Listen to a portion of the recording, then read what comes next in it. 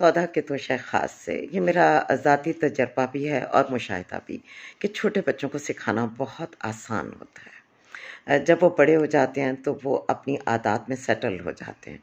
तो अपने छोटे बच्चों को कुछ बुनियादी मैनरिज़्म ज़रूर सिखाएँ कि बेटे जब आपने खाना खाना है तो अपने बर्तन उठाने हैं। आपने अगर कोई बुक्स पढ़नी है तो उनको उनकी जगह पे रखना है। आप टीवी देख के हटे हैं तो रिमोट को उसकी जगह पे रखें।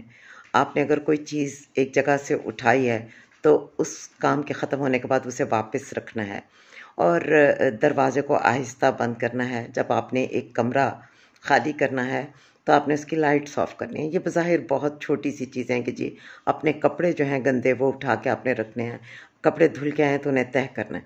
लेकिन छोटा बच्चा इसको सीख लेता है और उसकी आदत का हिस्सा हो जाता है।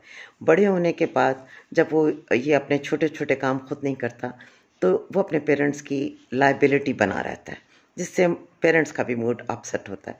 तो इन कामों में घर के बड़ों को, माँ-बाप को या माँ-बाप के माँ-बाप को अपना रोल प्ले करना चाहिए और बच्चों को इन छोटी-छोटी चीज़ों के लिए बार-बार रिमाइंडर्स देने चाहिए।